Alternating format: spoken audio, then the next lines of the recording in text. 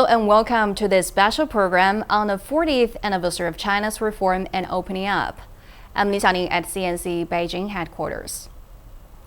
This year marks the 40th anniversary of China's reform and opening up. In 1978, China kick-started its reform and opening up, a policy that has taken the country on a long march towards more openness and international engagement. Since then, China has made extraordinary strides in various fields and lifted hundreds of millions of people out of poverty.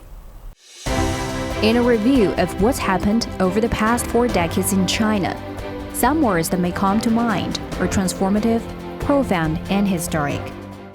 On December 18, 1978, Chinese leaders kick-started the nation's historic reform and opening up drive at the 3rd plenary session of the 11th Central Committee of the Communist Party of China. From a shortage of goods to affluence, from poor to well-off, in 40 years, China has become the world's second-largest economy, the world's largest industrial country, the largest commodity trading country, and the largest holder of foreign exchange reserves. It's also set up the world's largest compulsory education system, the largest basic medical security network, and the world's largest shantytown renovation project. Here are some numbers that directly reflect these big changes. From 1978 to 2017, annual per capita disposable income for urban households increased from 343 yuan to more than 36,000 yuan. Per capita net income for rural residents increased from 134 yuan to over 13,400 yuan. China's share of global economic output increased from 1.8% to 15%. 70% of global poverty reduction occurred in China, as 740 million Chinese have been lifted out of poverty. And per capita disposable income became nearly 23 times bigger as the nation successfully transitioned from a low-income to a middle to upper-income country. China's Tiangong 2 Space Lab, deep-sea manned submersible Jiaolong, 500-meter aperture spherical radio telescope, and Long March carrier rockets represent the country's remarkable achievements in science and technology.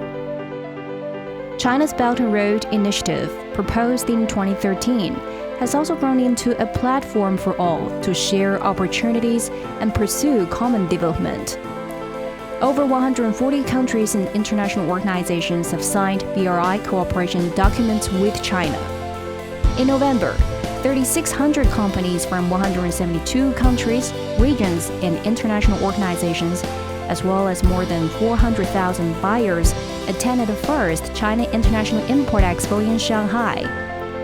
The event, with deals worth about $58 billion, is the world's first import-themed national-level expo, and a new step taken by China to fulfill its commitment to further liberalizing trade and opening up its market to the world. China's reform and opening up policy has reshaped the country by ushering in a new course of high-quality economic development and remarkable improvement of people's livelihood.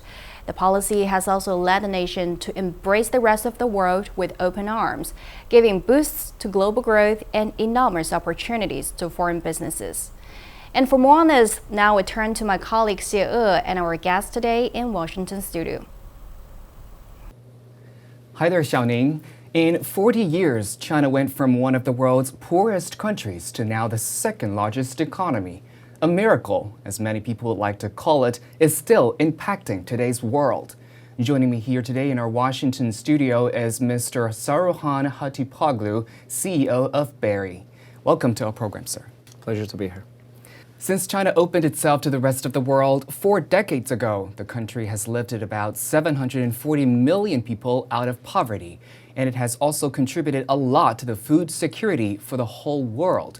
So, sir, what has impressed you the most in China's development during these 40 years, especially in China's economy?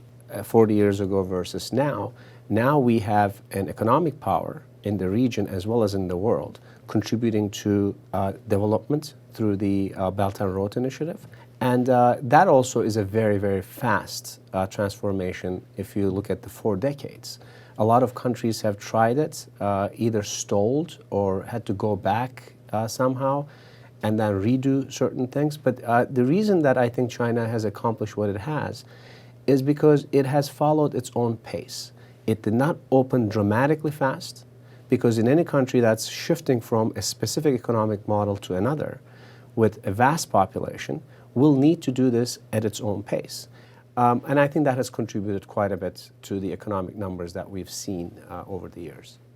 Yeah, so I think that all has thanks to the China's opening up and reform. So what does this policy mean to the world, in your opinion?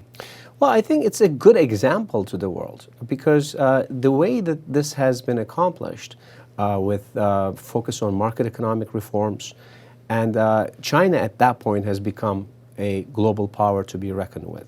You spoke about the United States. China and the U.S. are each other's biggest trading partner right now. So, in your opinion, how much has the U.S. benefited from China's reform and opening up?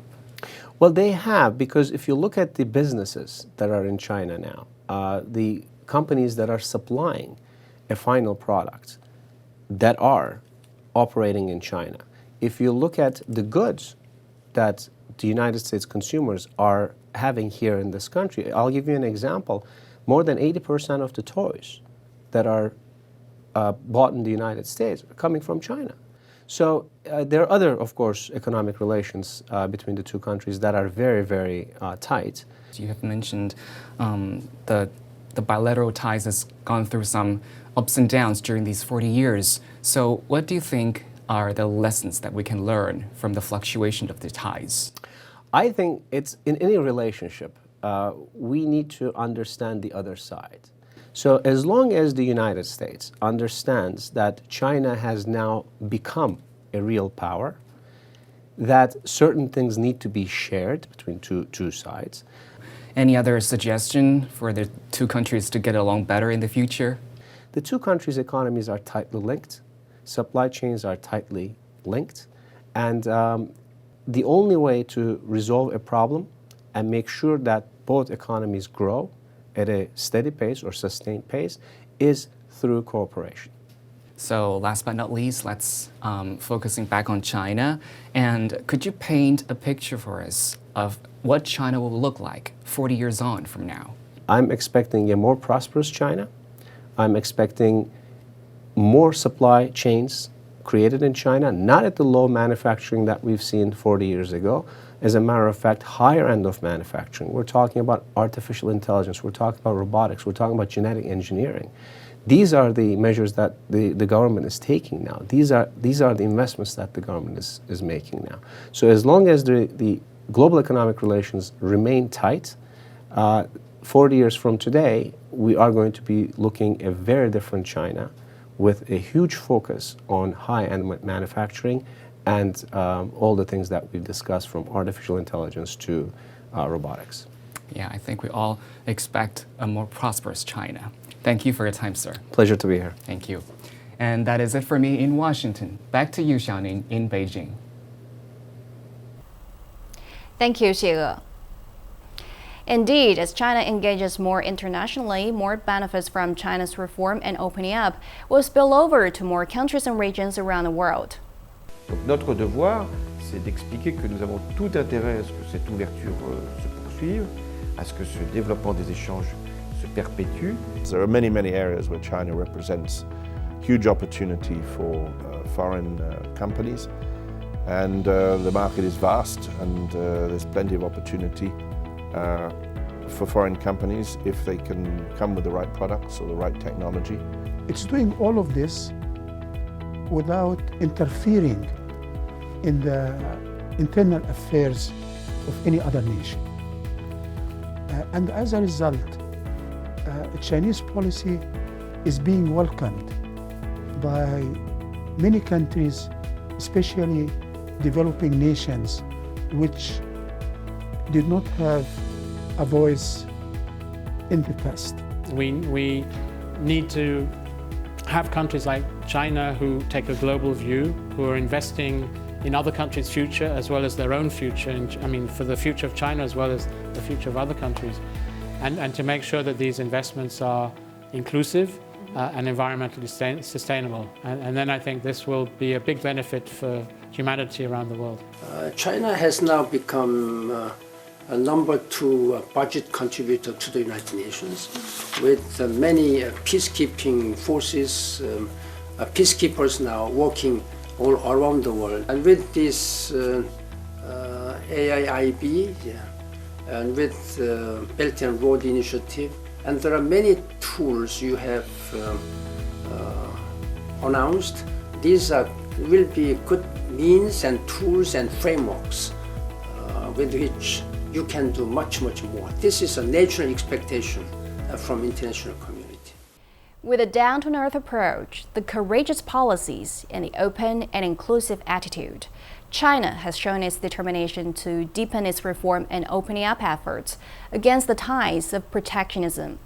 As President Xi put it, China's reform and opening up has left a glorious chapter in history. The policy will also enable China to score new achievements in the next 40 years that will deeply impress the world. And that's all for today's CNC Special. We'll see you next time.